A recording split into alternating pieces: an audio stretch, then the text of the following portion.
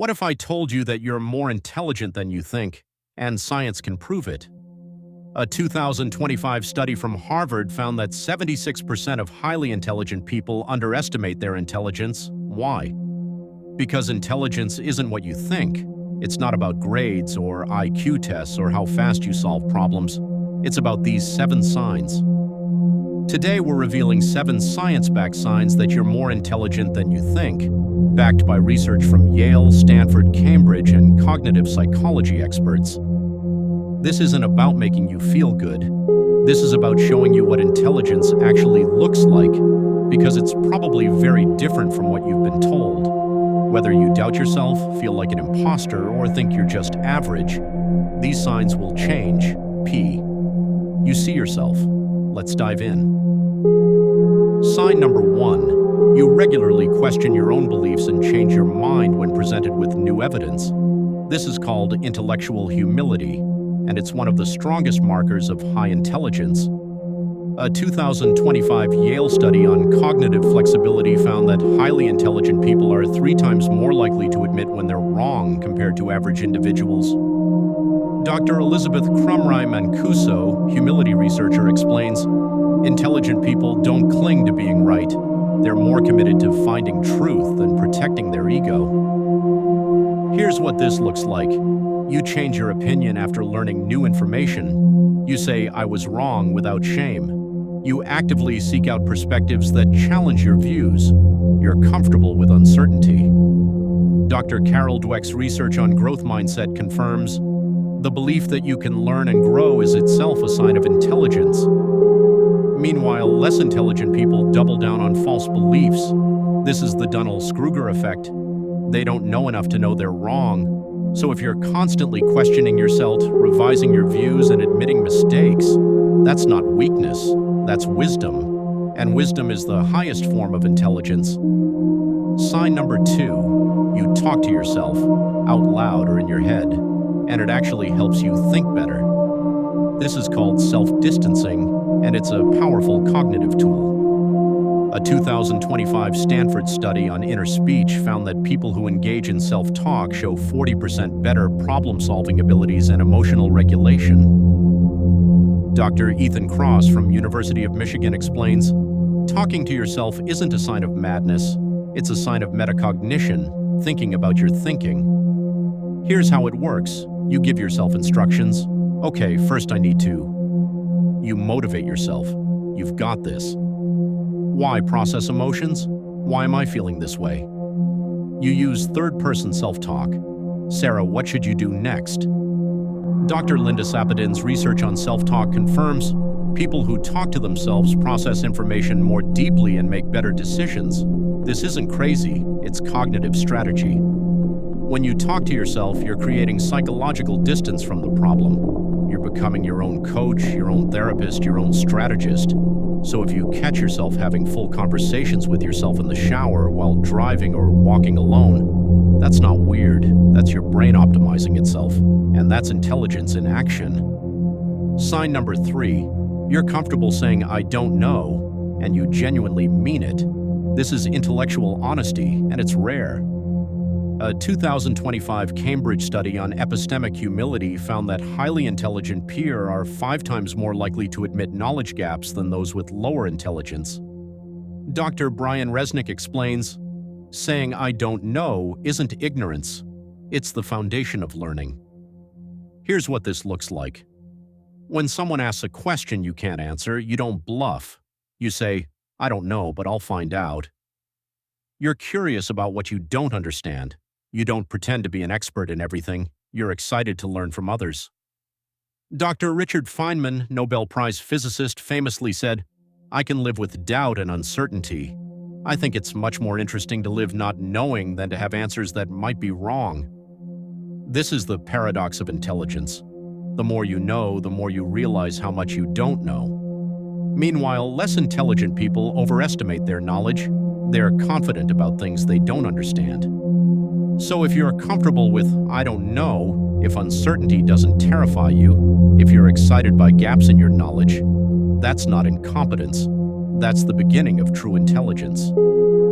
Sign number 4. You notice patterns, connections, and relationships that other people miss. This is abstract thinking, the ability to see beyond the surface.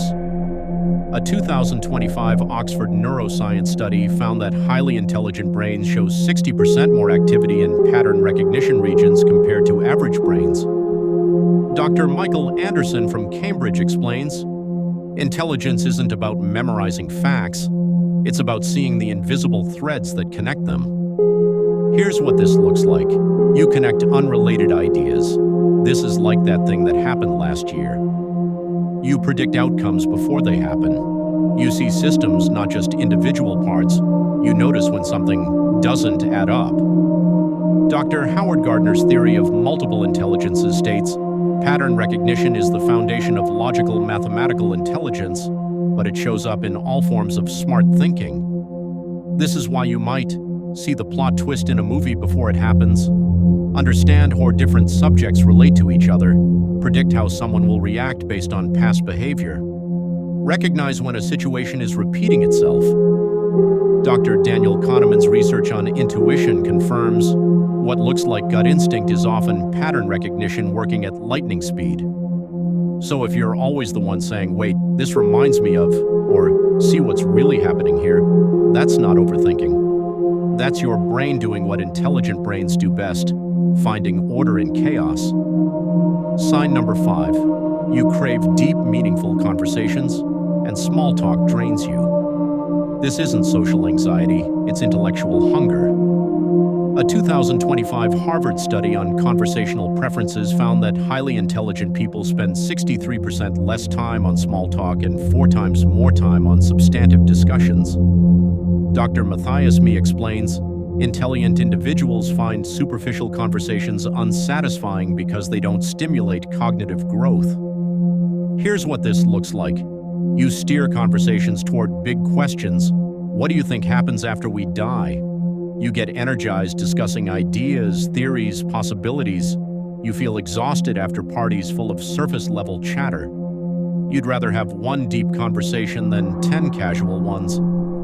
Dr. Susan Cain, author of Quiet, states, introversion and high intelligence often correlate because both involve deep processing of information. This isn't being too intense, it's needing intellectual nourishment.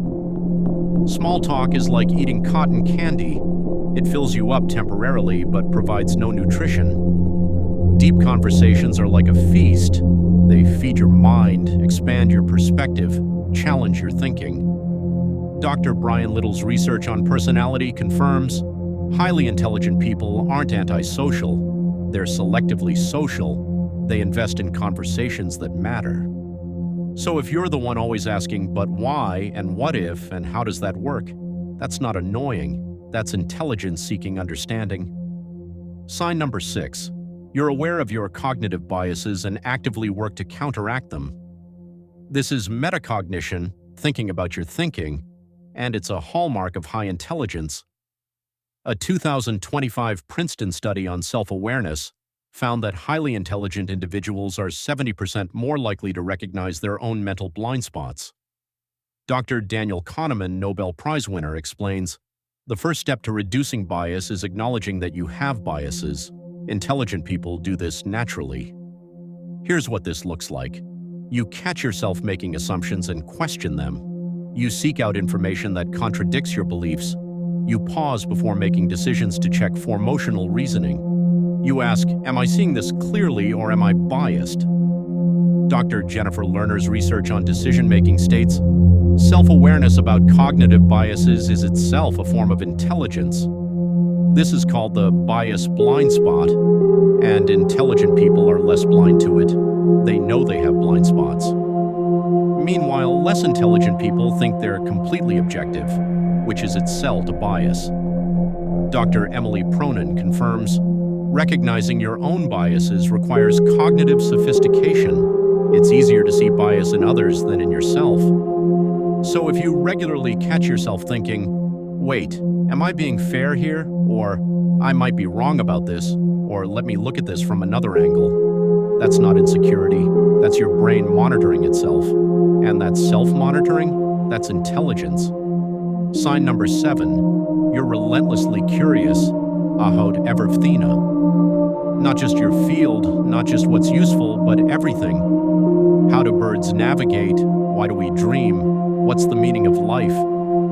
A 2025 University of California study on curiosity found that highly intelligent people show 80% more exploratory behavior and information seeking than average individuals. Dr. Todd Kashdan explains, curiosity isn't just a trait, it's a driving force behind intelligence. Here's what this looks like. You fall down Wikipedia rabbit holes at 2 a.m. You ask why constantly, even when it annoys people. You're interested in topics that have nothing to do with your job. You read articles, watch documentaries, listen to podcasts, just to learn. Dr. Sophie von Stum's research on intelligence states, curiosity is as important as IQ in predicting academic and life success. This isn't being scattered, it's being intellectually alive. Intelligent minds are hungry minds. They're never satisfied with, that's just how it is. They need to know why. Dr. Carl Sagan put it perfectly. Somewhere, something incredible is waiting to be known. And intelligent people spend their lives looking for it. So if you're the person who's always asking questions, always learning, always exploring, even when there's no point, that's not wasting time. That's your intelligence expressing itself. And that curiosity, it's the engine that drives all intelligence.